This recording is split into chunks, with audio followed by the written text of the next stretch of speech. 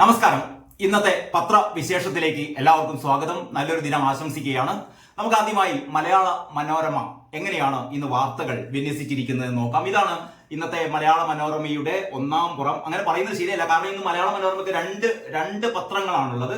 അതില് ഒരു പത്രം, രണ്ടാമത്തെ പത്രം. അപ്പൊ ആദ്യമായിട്ട് നമ്മൾ എടുക്കുന്ന ഈ പത്രത്തിന്റെ ഫ്രണ്ട് പേജ് മുഴുവൻ പരസ്യങ്ങളാണ്, ജാക്കറ്റ് പേജ്.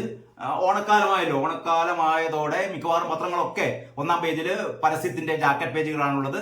അങ്ങനെ മലയാള മനോരമയുടെ രണ്ടാം പേജിലും അതേപോലെ ഫുൾ പേജ് പരസ്യമാണ്. അത് കഴിഞ്ഞ് മൂന്നാം പേജാണ്, മലയാള മനോരമയുടെ മൂന്നാം പേജാണ് ഒന്നാം പേജ് എന്ന രീതിയിൽ വിന്യസിച്ചിരിക്കുന്നത്. ഇതിലെ ഏറ്റവും പ്രധാനപ്പെട്ട വാർത്ത എന്ന് പറയുന്നത് ആനി രാജയ്ക്ക് പിന്നാലെ വൃന്ദ കാരാട്ടും രംഗത്ത്, മുകേഷിന്റെ കാര്യം ഇന്നറിയാം എന്നുള്ളതാണ്. കാരണം ഇന്ന് CPM-ന്റെ സംസ്ഥാന സമിതി ചേരുകയാണ്. കഴിഞ്ഞ ദിവസം ചേർന്ന CPM-ന്റെ സംസ്ഥാന സെക്രട്ടേറിയറ്റ് കാര്യമായ തീരുമാനങ്ങളൊന്നും കൈക്കൊണ്ടില്ല. നേരത്തെ നമ്മുടെ പിണറായി സർക്കാരിന്റെ ഒരു തീരുമാനമുണ്ടല്ലോ, നമ്മുടെ മുകേഷിനെ സംരക്ഷിക്കുക എന്നുള്ള ഒരു നിലപാട് തന്നെയാണ് കഴിഞ്ഞ ദിവസം ചേർന്ന സംസ്ഥാന സെക്രട്ടേറിയറ്റ് എടുത്തത്. അപ്പൊ ഇന്ന് ചേരുന്ന സംസ്ഥാന സമിതിയിൽ മുകേഷിന്റെ കാര്യം അറിയാമെന്നാണ് പറയുന്നത്. രണ്ട് തരത്തിലുള്ള നിരീക്ഷണങ്ങളാണുള്ളത്. ഒരു പക്ഷേ മുകേഷിനോട് രാജിവെക്കാൻ നിർദ്ദേശിക്കുകയോ അല്ലെങ്കിൽ മുകേഷ് ആ സ്ഥാനത്ത് നിന്ന് മാറി നിൽക്കണം പറയുകയോ ഒക്കെ ചെയ്യാം. അല്ലെങ്കിൽ മുകേഷിനെ തുടർന്നും സംരക്ഷണം നൽകാം. ഈ രണ്ട് സാധ്യതകളാണുള്ളത്. പക്ഷേ CPM-നെ സംബന്ധിച്ചിടത്തോളം CPM-ന്റെ പല നേതാക്കളും കഴിഞ്ഞ ദിവസം പോളിറ്റ് ബ്യൂറോ അംഗമായ വൃന്ദ കാരാട്ട് വളരെ നിശിതമായ ഭാഷയിലാണ് മുകേഷ് സ്ഥാനം ഒഴിയണമെന്ന് പറയുന്നത്. അതേപോലെ CPI-യുടെ ആനി രാജ പറഞ്ഞു കഴിഞ്ഞു. അങ്ങനെ സ്വന്തം ഇടതുപക്ഷ ചേരിയിൽ നിന്ന് വരെ മുകേഷ് മാറി നിൽക്കുന്നതാണ് ഉചിതം എന്നുള്ള രീതിയിലൊരു അഭിപ്രായമാണ് വരുന്നത്. പക്ഷെ അതൊരു കീഴ്വഴക്കമാകുക എന്നുള്ളതാണ് CPM-നെ സംബന്ധിച്ചിടത്തോളം ഏറ്റവും പ്രധാനപ്പെട്ട ഒരു കാര്യം എന്ന് പറയുന്നത്. അങ്ങനെ മുകേഷ് ഇപ്പൊ സ്ഥാനം ഒഴിഞ്ഞു കഴിഞ്ഞാൽ ഇനി വരാനിരിക്കുന്ന നാളുകളിൽ ആരൊക്കെ സ്ഥാനം ഒഴിയണം, അല്ലെങ്കിൽ ഇതേപോലുള്ള സംഭവങ്ങൾ ഉണ്ടാകുമ്പോൾ അതൊരു പഴയ ഒരു കീഴ്വഴക്കം എന്നുള്ള രീതിയിൽ ഇത് സൃഷ്ടിക്കണ്ട എന്നുള്ള രീതിയിലുള്ള ഒരു നിലപാടുണ്ട്. ഏതായാലും നമുക്ക് നമ്മുടെ പിണറായി വിജയൻ എന്തായാലും മുകേഷിനെ രക്ഷിച്ചുകൊണ്ടിരിക്കുകയാണ്. കാരണം മുകേഷ് ഈ ഒരു കേസൊക്കെ ഉണ്ടായ ഉടനെ തന്നെ പിണറായി വിജയനെ പോയി കണ്ടിരുന്നു. കാരണം ഈ തനിക്കെതിരെ ഉണ്ടായിരുന്ന പരാതി എന്ന് പറയുന്നത് വ്യാജമാണ്, രാഷ്ട്രീയ പ്രേരിതമാണ്, എന്റെ കയ്യിൽ തെളിവുകളുണ്ട് എന്നൊക്കെയാണ് മുകേഷ് പറഞ്ഞിരുന്നത്. മുകേഷ് കഴിഞ്ഞ ദിവസം അഭിഭാഷകനെ കണ്ട തെളിവുകളൊക്കെ കൈമാറിയെന്നാണ് നമുക്ക് മനസ്സിലാവുന്നത്. ഇപ്പൊ ഈ അവസരത്തിൽ മുകേഷ് കുറ്റക്കാരനാണെന്നും നമുക്ക് പറഞ്ഞുകൂടാം. മുകേഷ് ഒരു കുറ്റാരോപിതൻ മാത്രമാണ്. അപ്പൊ യഥാർത്ഥത്തിൽ എന്റെ ഒരു നിലപാട് എന്ന് പറഞ്ഞാൽ ഈ കുറ്റ ആരോപിതൻ എന്നുള്ളത് നമുക്ക് അങ്ങനെ ഒരു മുകേഷിനെ മാറ്റി നിർത്തേണ്ട കാര്യം ഉണ്ട് എന്ന് തോന്നുന്നില്ല. കാരണം പറഞ്ഞിട്ടാണെങ്കിൽ നമുക്കറിയാലോ, കഴിഞ്ഞ തവണ അല്ലെങ്കിൽ കഴിഞ്ഞ ഇതിനു മുമ്പത്തെ കഥകളൊക്കെ നമുക്കറിയാമല്ലോ. ഉമ്മൻചാണ്ടിക്കെതിരെ ഉയർന്നു വന്ന ആരോപണം, അതിന്റെ പേരിൽ ഉമ്മൻചാണ്ടിയെ മാറ്റി നിർത്തിയത്, അല്ലെങ്കിൽ ഉമ്മൻചാണ്ടിക്കെതിരെ ഇവിടെ നടന്ന മാധ്യമ കോലാഹലങ്ങൾ, പ്രതിപക്ഷത്തിന്റെ നേതൃത്വത്തിൽ നടന്ന വേട്ടയാടലുകൾ, അവസാനം എന്ത് സംഭവിച്ചു? കാരണം നഷ്ടപ്പെട്ട പ്രതിച്ഛായകളൊന്നും പിന്നീട് വീണ്ടെടുക്കാൻ പറ്റില്ല, ബുദ്ധിമുട്ടാണ്. ഉമ്മൻചാണ്ടിയെ സംബന്ധിച്ചിടത്തോളം ഉമ്മൻചാണ്ടി അത് തരണം ചെയ്തു. അദ്ദേഹത്തിന്റെ മരണശേഷവും നമ്മൾ കണ്ടതാണ്. അദ്ദേഹത്തിനോട് ജനങ്ങൾക്കുള്ള ആ ഒരു വാത്സല്യം അല്ലെങ്കിൽ സ്നേഹപ്രകടനമൊക്കെ നമ്മൾ കണ്ടതാണ്. അതുപോട്ടെ, ഞാൻ വരുന്നത് അപ്പൊ മുകേഷിന്റെ കാര്യം, മുകേഷ് തെറ്റ് ചെയ്തോ ഇല്ലയോ എന്നുള്ളത് ഇപ്പൊ നമുക്കറിയില്ല. അതൊരു നീതിന്യായ സംവിധാനങ്ങളിലൂടെ കടന്നുപോയി തെറ്റും ശരിയും തിരിച്ചറിയേണ്ട കാര്യമാണ്. കാരണം വർഷങ്ങൾക്കപ്പുറം നടന്നൊരു കാര്യമാണ്. 10, 12, 13 വർഷങ്ങൾക്കപ്പുറം നടന്ന ഒരു പീഡന ശ്രമം എന്നല്ല, അല്ലെങ്കിൽ ബലാത്സംഗം എന്നുള്ള കേസുകളൊക്കെയാണ് അദ്ദേഹത്തിനെതിരെ ചുമത്തിയത്. പക്ഷെ അത് എത്രമാത്രം നിലനിൽക്കും, അല്ലെങ്കിൽ എത്രമാത്രം തെളിവുകൾ ഹാജരാക്കാൻ പറ്റും എന്നതിനൊക്കെ ആശ്രയിച്ചിരിക്കുന്നു. മുകേഷിനെ നീതിപീഠം ശിക്ഷ വിധിക്കുമോ എന്നൊക്കെ അറിയാൻ. നമുക്ക് മുമ്പിൽ ഏറ്റവും വലിയൊരു കേസ് ഉണ്ടല്ലോ, നമ്മുടെ കൊച്ചിയിൽ നടന്ന ഈ കാറിനുള്ളിൽ വെച്ച് നടന്ന ബലാത്സംഗ കൊട്ടേഷന്റെ കഥ. മലയാളത്തിലെ പ്രമുഖ നടിയെ ബലാത്സംഗം ചെയ്യാൻ കൊട്ടേഷൻ കൊടുത്തൊരു സംഭവം കഴിഞ്ഞ വർഷങ്ങളായി, 5 വർഷത്തിലേറെയായി ആ സംഭവം നടന്നു കഴിഞ്ഞിട്ട് ഇപ്പോഴും അതിന്റെ വിചാരണ പോലും ആരംഭിച്ചിട്ടില്ല എന്ന് നമ്മൾ മനസ്സിലാക്കണം. അപ്പൊ ഈ കേസുകളൊക്കെ തെളിവുകളൊക്കെ കിട്ടി വിചാരണ ആരംഭിച്ചാൽ പോലും എത്ര വർഷങ്ങൾക്ക് അപ്പുറമായിരിക്കും ഇതൊക്കെ വിധി കൽപ്പിക്കുക. അതൊക്കെ ആദ്യത്തെ കോടതിയിൽ, അത് കഴിഞ്ഞ് വീണ്ടും ജില്ലാ കോടതിയിലേക്കും, അത് കഴിഞ്ഞ് ഹൈക്കോടതിയിലേക്കും, അത് കഴിഞ്ഞ് സുപ്രീം കോടതിയിലേക്കും പോകുമ്പോൾ ഈ ഒരു മനുഷ്യായുസ് കൊണ്ടൊന്നും തീരുന്ന ഒരു നിയമപ്രശ്നമല്ല ഇത്. അതൊക്കെ ഇത് സംബന്ധിച്ച് വരാനിരിക്കുന്ന മറ്റു കാര്യങ്ങൾ. അപ്പൊ ഞാൻ പറഞ്ഞുകൊണ്ട് വന്നത്, മുകേഷിനെ സംബന്ധിച്ചിടത്തോളം മുകേഷിന്റെ ഭാവി ഇന്ന് അറിയാമെന്നാണ് പത്രങ്ങൾ ഒക്കെ നൽകുന്ന സൂചന. അതാണ് മലയാള മനോരമ മെയിൻ സ്റ്റോറിയായി നൽകിയിരിക്കുന്നത്. മുകേഷിന്റെ കാര്യം ഇന്നറിയാം. രാജി ചോദിച്ചു വാങ്ങണമെന്ന വാദം CPM-ൽ ശക്തമാണ് എന്നാണ് മനോരമ പറയുന്നത്. പക്ഷേ മറ്റു പത്രങ്ങൾ ആ രീതിയിലല്ല പറയുന്നത്. ഇന്നത്തെ CPM സംസ്ഥാന കമ്മിറ്റി യോഗം നിർണായകം എന്നും മലയാള മനോരമ ഹൈലൈറ്റ്സ് കൊടുത്തിരിക്കുന്നു. എന്നിട്ട് പറയുന്നു, ലൈംഗിക പീഡന കേസിൽ പ്രതിയായ നടൻ മുകേഷ് MLA-യുടെ രാജി ചോദിച്ചു വാങ്ങണമെന്ന ആവശ്യം CPM-ൽ ശക്തമായിരിക്കുകയാണ്. പോളിറ്റ് ബ്യൂറോ അംഗം വൃന്ദ കാരാട്ട് തന്നെ സ്വരം കടുപ്പിച്ചതോടെ ഇന്ന് ചേരുന്ന CPM സംസ്ഥാന കമ്മിറ്റി യോഗം നിർണായകമാണ്. കൊല്ലം ജില്ലാ നേതൃത്വത്തോടു കൂടി ചർച്ച ചെയ്ത് അന്തിമ തീരുമാനം എടുക്കാം എന്ന ധാരണയാണ് ഇന്നലെ സംസ്ഥാന സെക്രട്ടേറിയറ്റിൽ ഉണ്ടായത്. മുകേഷിന്റെ അഭിപ്രായവും തേടും. അദ്ദേഹത്തെ കൈവിട്ടേക്കാമെന്ന സൂചനകളാണ് ശക്തമായിട്ടുള്ളത്. രാജിയാണ് ഉചിതമെന്ന് CPM നേതൃത്വത്തെ CPA അറിയിച്ചു കഴിഞ്ഞു. CPIയുടെ നിലപാട് അതിലേറെ രസം. കാരണം ആനിരാജ് നേരത്തെ തന്നെ സംസ്ഥാന നേതൃത്വം ഇതിലൊരു നിലപാടെടുക്കുന്നതിന് മുമ്പ് തന്നെ ആനിരാജ് കയറിങ്ങാണ്ട് ഗോളടിച്ചു. ആനിരാജ് പറഞ്ഞു മുകേഷ് രാജിവെക്കാതെ ഒരു വിട്ടുവീഴ്ചയുമില്ല, മുകേഷ് രാജിവെച്ചേ തീരൂ എന്ന് ആനിരാജ് പറഞ്ഞു. പക്ഷെ നമ്മുടെ ബിനോയ് വിശ്വം ഉണ്ടല്ലോ, ബിനോയ് വിശ്വം എന്ന് പറയുന്നത് നമ്മുടെ പിണറായി വിജയന്റെ B ടീമാണ്. പിണറായി വലിയേട്ടന്റെ മുന്നിൽ ഓച്ചാനിച്ച് നിൽക്കുന്ന പണ്ട് കാനൻ രാജേന്ദ്രന്റെ ഒരു തുടർച്ച തന്നെയാണ് ബിനോയ് വിശ്വം. നമ്മളൊക്കെ വിചാരിച്ചിരുന്നത് ബിനോയ് വിശ്വം വന്നു കഴിഞ്ഞപ്പോൾ CPI പഴയ ഒരു പ്രതാപത്തിലേക്ക്, അല്ലെങ്കിൽ CPIക്ക് CPIയുടേതായ നിലപാടുകൾ ഉണ്ടായിരുന്നു. പ്രത്യേകിച്ച് ഈ സ്ത്രീ വിഷയങ്ങളിലൊക്കെ ഈ സ്ത്രീ പീഡനങ്ങൾക്കെതിരെ ശക്തമായ നിലപാടെടുത്ത പാർട്ടിയൊക്കെയാണ്. പരിസ്ഥിതി, സ്ത്രീ പ്രശ്നങ്ങൾ തുടങ്ങിയ കാര്യങ്ങളിലൊക്കെ CPIക്ക് CPIയുടേതായ ശക്തമായ നിലപാടുകൾ ഉണ്ടായിരുന്നു. പക്ഷെ ഇപ്പോൾ CPIയുടെ നിലപാട് എന്ന് പറയുന്നത് CPMന്റെ നിലപാടാണ്. CPMന്റെ നിലപാടിന് വേണ്ടി കാത്തിരിക്കുകയാണ്. അപ്പം പിണറായി നമ്മുടെ മുകേഷിനെ സംരക്ഷിച്ചുകൊണ്ടിരിക്കുന്ന അവസരത്തിൽ ബിനോയ് വിശ്വം കയറി ആദ്യം അഭിപ്രായം ഒന്നും പറഞ്ഞില്ല. കാരണം അത് മുകേഷ് തീരുമാനിക്കട്ടെ, അല്ലെങ്കിൽ CPM തീരുമാനിക്കട്ടെ എന്നൊക്കെയായിരുന്നു പറഞ്ഞത്. പക്ഷേ അതിന്റെ ഇടയിൽ കയറി കണ്ട് ആനിരാജ് ഗോളടിച്ചു കഴിഞ്ഞപ്പോഴാണ് ബിനോയ് വിശ്വത്തിന് അപകടം മനസ്സിലായത്. അതിനുശേഷം ബിനോയ് വിശ്വം പറഞ്ഞു മുകേഷ് രാജിവെക്കേണ്ടതാണ് എന്നുള്ള ഒരു സോഫ്റ്റായ രീതിയിലുള്ള നിലപാട് നമ്മുടെ ബിനോയ് വിശ്വം എടുത്തു. മാത്രമല്ല ബിനോയ് വിശ്വം ആനിരാജയോട് പറഞ്ഞു സംസ്ഥാനത്തിന്റെ കാര്യങ്ങൾ ഞങ്ങൾ നോക്കിക്കോളാം, കേന്ദ്ര നേതൃത്വം സംസ്ഥാന കാര്യങ്ങളിൽ ഇടപെടേണ്ട കാര്യമില്ല എന്ന് പറഞ്ഞാൽ CPIയിലും ഇത് സംബന്ധിച്ചുള്ള ഒരു മുപ്പിളമ തർക്കം ഇങ്ങനെ നടന്നുകൊണ്ടിരിക്കുകയാണ്. ഏതായാലും നമുക്ക് വരും മണിക്കൂറുകൾ വളരെ നിർണായകമാണ്. മുകേഷിനെ സംബന്ധിച്ചിടത്തോളം മുകേഷ് MLA സ്ഥാനം തെറിക്കുമോ അതല്ല മുകേഷിനെ പാർട്ടി സംരക്ഷിക്കുമോ എന്നുള്ള കാര്യം നമുക്ക് ഏതാനും മണിക്കൂറുകൾക്കകം അറിയാമെന്നാണ് മനോരമ പറയുന്നത്. പക്ഷെ മനോരമയുടെ ഒരു നിഗമനം എന്ന് പറയുന്നത് മുകേഷ് രാജിവെച്ച് ഒഴിയേണ്ടി വരുമെന്നാണ്. നമുക്ക് കാത്തിരുന്ന് കാണാം. പിന്നീട് മലയാള മനോരമയുടെ അടുത്ത സ്റ്റോറി എന്ന് പറയുന്നത് മാർ തോമസ് തറയിൽ ചങ്ങനാശ്ശേരി ആർച്ച് ബിഷപ്പ് എന്നുള്ള വാർത്തയാണ്. മലയാള മനോരമ ഇതിന്റെ ഈ ഒരു പത്രത്തിന്റെ 1-ാം പേജിൽ 2-ാമത്തെ സ്റ്റോറിയെ കൊടുത്തത്. മറ്റൊന്ന് ഈ ആഴ്ച വ്യാപക മഴയ്ക്ക് സാധ്യത, മഴ വിട്ടൊഴിയുന്നില്ല. ഇതില് രാജി തന്നെ, പക്ഷേ ആനി പറയേണ്ടതെന്ന് CPI. ഞാൻ നേരത്തെ പറഞ്ഞ കാര്യമുണ്ടല്ലോ, CPIയുടെ ആ നിലപാട് അല്ലെങ്കിൽ നമ്മളെ ബിനോയ് വിശ്വത്തിന്റെ പ്രതികരണം. രാജി തന്നെ രാജിവെക്കണം, പക്ഷേ ആനി പറയേണ്ടെന്ന് CPI. അങ്ങനെ ആനി പറയേണ്ട കാര്യമില്ല, ആനിരാജ് ഇക്കാര്യത്തിൽ പറയേണ്ട കാര്യമില്ല, സംസ്ഥാനത്തിലെ കാര്യം ഞങ്ങൾ പറഞ്ഞോളാം. ആ വാർത്ത ഇങ്ങനെയാണ്: മുകേഷ് രാജിവെക്കുകയാണ് ഉചിതമെന്ന് CPMനെ അറിയിച്ചെങ്കിലും അത് പരസ്യമായി പറയാൻ CPIക്ക് മടി. മുകേഷിന് രാജി ആവശ്യപ്പെട്ടുള്ള ആനിരാജയുടെ പ്രസ്താവനയോടുള്ള വിയോജിപ്പ് സംസ്ഥാന സെക്രട്ടറി ബിനോയ് വിശ്വം വ്യക്തമാക്കി. കേരളത്തിലെ വിഷയങ്ങളിൽ സംസ്ഥാന സെക്രട്ടറിയായ താനാണ് നിലപാട് പറയേണ്ടത് എന്നായിരുന്നു അദ്ദേഹത്തിന്റെ പ്രതികരണം. പിന്നീട് കുഞ്ചുകുറുപ്പ് എന്താ പറയുന്നത് നോക്കാം.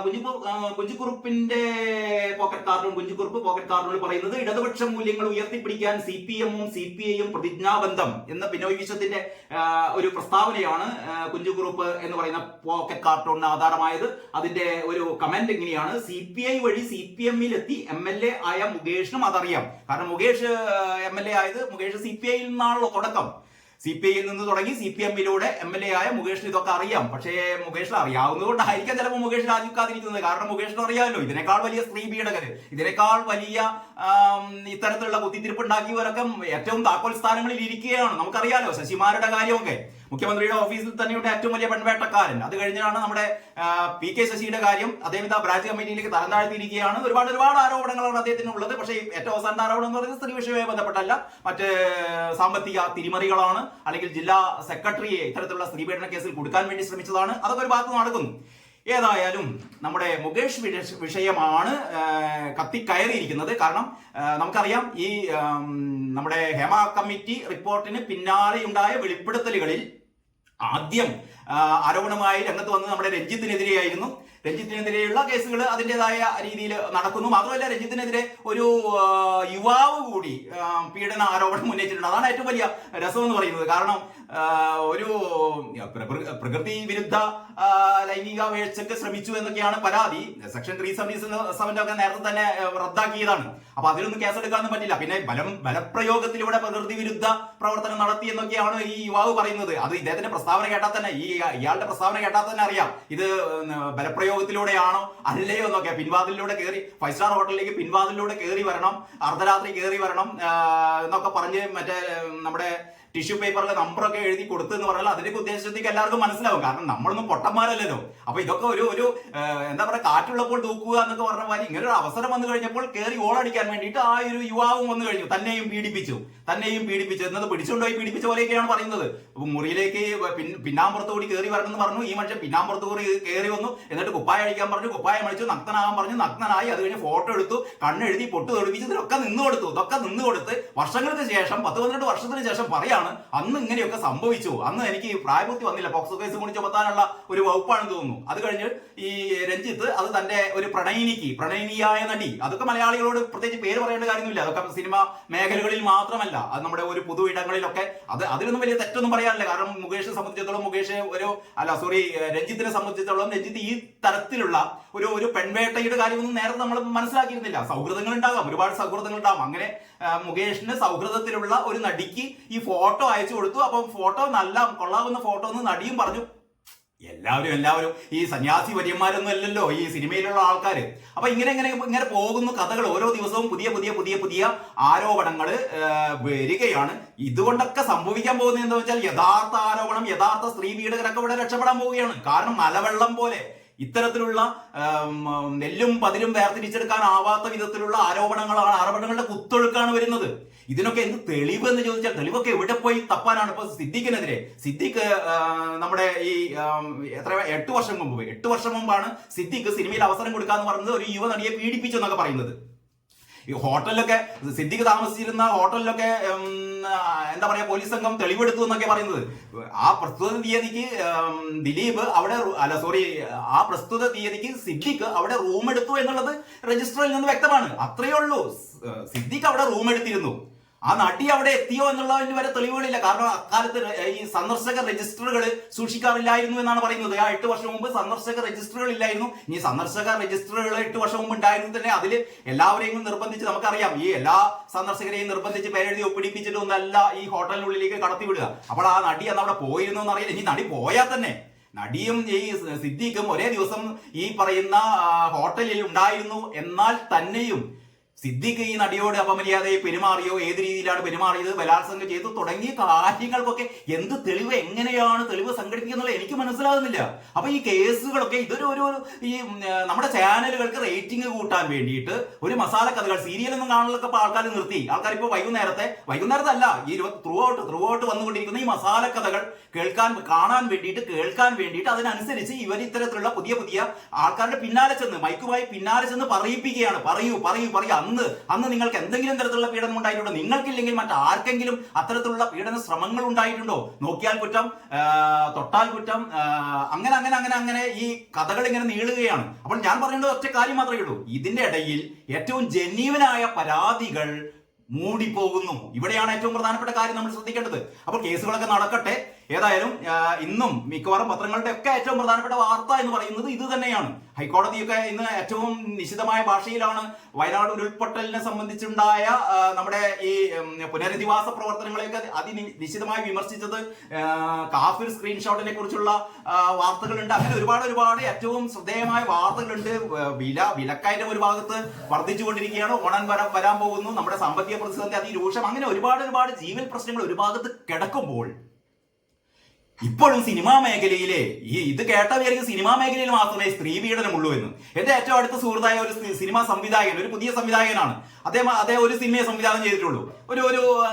അദ്ദേഹം കഴിഞ്ഞ ദിവസം ഞാനിങ്ങനെ സംസാരിച്ചു കഴിഞ്ഞപ്പോൾ അദ്ദേഹം വളരെ കൂളായിട്ട് പറഞ്ഞത് എന്താ വെച്ചാൽ, സിനിമാ മേഖലയിൽ സ്ത്രീകൾക്ക് ഏറ്റവും സ്വാതന്ത്ര്യമുള്ളൊരു മേഖലയാണ് സിനിമാ മേഖല. മറ്റ് ഇടങ്ങളുമായി താരതമ്യം ചെയ്യുമ്പോൾ സ്ത്രീകൾക്ക് അത്ര വലിയ പ്രശ്നങ്ങളൊന്നും സിനിമാ മേഖല ഇല്ല എന്ന് പറയുന്നത് അവിടുത്തെ ഒരു പുതുമുഖ സംവിധായകനാണ്. അദ്ദേഹത്തിന് ഈ കാര്യങ്ങളൊക്കെ അത്യാവശ്യം നന്നായി വർഷങ്ങളായി സിനിമയുമായി ബന്ധപ്പെട്ട് പ്രവർത്തിക്കുകയും ഒരു സിനിമ സംവിധാനം ചെയ്യുകയും ചെയ്ത ഒരു പുതുമുഖ സംവിധായകൻ പറയുന്നു സ്ത്രീകൾക്ക് അത്ര വലിയ പ്രശ്നങ്ങളില്ല അവരുടെ ഈ പീഡനങ്ങൾ നടന്നിട്ടില്ല എന്നല്ല ഞാൻ പറയുന്നത്. മറ്റു മേഖലകളിൽ, മറ്റു തൊഴിലിടങ്ങളിൽ സ്ത്രീകൾ അഭിമുഖീകരിക്കുന്ന പ്രശ്നങ്ങൾ തന്നെയേ സിനിമാ മേഖലയിലുള്ളൂ. അത്ര പോലും ഇല്ല. കാരണം സിനിമാ മേഖലയിൽ എത്തിച്ചേരുന്ന സ്ത്രീകൾ ആ മേഖലയിൽ നടമാടിക്കൊണ്ടിരിക്കുന്ന ഗോസിപ്പുകളൊക്കെ അറിഞ്ഞിട്ട് ആണ് ഈ രംഗത്തേക്ക് വരുന്നത്. ആ രംഗത്തേക്ക് വരുമ്പോൾ തന്നെ അവർക്ക് ഏത് നിമിഷവും നോ പറയാനുള്ള ഒരു സാഹചര്യം കൂടിയുണ്ട്. കഴിഞ്ഞ ദിവസം ഏറ്റവും പ്രസക്തമായ ഒരു കാര്യം എന്ന് പറയുന്നത് നമ്മുടെ ഷക്കീല പറഞ്ഞതാണ്. അപ്പൊ ഷക്കീല എന്ന് പറയുന്നത് പണ്ട് കിന്നാരത്തുമ്പികളിൽ അഭിനയിച്ചു അല്ലെങ്കിൽ ഇത്തരത്തിലുള്ള പടങ്ങളിൽ അഭിനയിച്ച നടി എന്നുള്ള രീതിയിലല്ല നമ്മൾ ഷക്കീലയെ കാണേണ്ടത്. ഷക്കീല ഒരുപാട് ജീവകാരുണ്യ പ്രവർത്തനങ്ങൾ നടത്തിക്കൊണ്ടിരിക്കുന്ന സ്ത്രീയാണ്, സാമൂഹ്യ മേഖലയിൽ ഇടപെടുന്ന സ്ത്രീയാണ്, ഒരു സാമൂഹ്യ പ്രവർത്തകയാണ് ഷക്കീല എന്ന് പറയുന്ന താരം. ഷക്കീല എന്ന് പറയുന്ന ഈ മസാലപ്പടങ്ങളിൽ അഭിനയിച്ച താരം എന്നുള്ള രീതിയിലല്ല ഷക്കീലയെ നമ്മൾ നോക്കിക്കാണേണ്ടത്. ഷക്കീല ഇത്തരം കാര്യങ്ങളിലൊക്കെ വളരെ കൃത്യമായ നിലപാടെടുക്കുന്ന സ്ത്രീ തന്നെയാണ്. പ്രത്യേകിച്ചും ഈ ട്രാൻസ്ജെൻഡർ ഇഷ്യൂസിലൊക്കെ ഈ ഷക്കീല പരിരക്ഷിക്കുന്ന ഒരുപാട് ട്രാൻസ്ജെൻഡേഴ്സ് പോലും ഉണ്ട്. അത്തരത്തിൽപ്പെട്ട ഒരുപാട് മറ്റാരും ചെയ്യാത്ത ഒരുപാട് സാമൂഹ്യ പ്രവർത്തനങ്ങൾ നടത്തുന്ന ഇത്തരം കാര്യങ്ങളൊക്കെ വളരെ സൂക്ഷ്മമായി നിരീക്ഷിക്കുന്ന ഷക്കീല കഴിഞ്ഞ ദിവസം പറഞ്ഞ ഏറ്റവും പ്രധാനപ്പെട്ട ഒരു കാര്യമുണ്ട്. ഞാൻ ഈ മീറ്റു ആരോപണങ്ങളൊന്നും വിശ്വസിക്കുന്നില്ല. കാരണം വർഷങ്ങൾ കഴിഞ്ഞ് 10-12 വർഷങ്ങൾ കഴിഞ്ഞിട്ട് അന്ന് അക്കാലത്ത് എന്നോട് ഇങ്ങനെ പെരുമാറിയിരുന്നു എന്ന് പറയുന്നതിൽ വലിയ കഥയൊന്നുമില്ല, നാണക്കേടാണത്. കാരണം അങ്ങനെ വല്ല പ്രശ്നങ്ങൾ ഉണ്ടെങ്കിൽ ആ സമയത്ത് നിങ്ങൾ നോ പറയണം, തീർന്നു. ഒരു നോ പറഞ്ഞാൽ തീരാവുന്ന പ്രശ്നമേ ഉള്ളൂ. അന്ന് നിങ്ങൾ നോ പറഞ്ഞില്ല, ഒരു ചെരുപ്പൂരി അടിക്കണമായിരുന്നു എന്നാണ് ഷക്കീല പറഞ്ഞത്. നിങ്ങൾക്ക് അങ്ങനെ ഒരു മോശാനുഭവം ഉണ്ടായിരുന്നെങ്കിൽ ആ നിമിഷം ചെരുപ്പൂരി അടിക്കേണ്ടതായിരുന്നു, അല്ലെങ്കിൽ ആ നിമിഷം നോ പറയേണ്ടതായിരുന്നു. അതല്ലാതെ ഇതിനൊക്കെ നിന്നുകൊടുത്ത് വർഷങ്ങൾക്ക് ശേഷം 10-12 വർഷങ്ങൾക്ക് ശേഷം ഒരു അനുകൂല സാഹചര്യം വരുമ്പോൾ എല്ലാവർക്കും പിന്നാലെ ജാഥയായി വന്ന് ഞങ്ങൾക്ക് 10 വർഷം മുമ്പ്, 12 വർഷം മുമ്പ്, 13 വർഷം മുമ്പ് ഞങ്ങളെ ഇറങ്ങി വരുമ്പോൾ ഞങ്ങളെ പിന്നുകൂടെ പിടിച്ചു, അല്ലെങ്കിൽ ഞങ്ങളെ നോക്കി, അല്ലെങ്കിൽ ഞങ്ങളെ തൊട്ടു, വള തൊട്ടു, മുടി തൊട്ടു എന്നൊക്കെ പറയുന്ന രീതിയിലുള്ള ഈ ഒരു മീറ്റു ആരോപണം ഒരിക്കലും ശരിയല്ല എന്ന് ഷക്കീല പറഞ്ഞിരുന്നു. ഷക്കീലയുടെ അഭിപ്രായം ശരിയാണെന്ന് തോന്നുന്നു. കാരണം ഷക്കീല എന്ന് പറയുന്ന ഒരു സ്ത്രീ, ഒരു സാമൂഹ്യ നിരീക്ഷകയായ ഒരു സ്ത്രീ എന്നുള്ള രീതിയിലാണ് ഞാൻ അവരെ കാണുന്നത്. അപ്പൊ അവർ പറഞ്ഞ കാര്യം വളരെ വളരെ ജെന്യൂനായ അഭിപ്രായമാണ്. പീഡനങ്ങൾ ഉണ്ടായാൽ നമ്മൾ ആ നിമിഷം റിയാക്ട് ചെയ്യണം. ചിലപ്പോൾ ആ നിമിഷം റിയാക്ട് ചെയ്യാൻ പറ്റില്ലെങ്കിൽ അതിനെ തുടർന്നുള്ള ദിവസങ്ങളും ആവാമല്ലോ.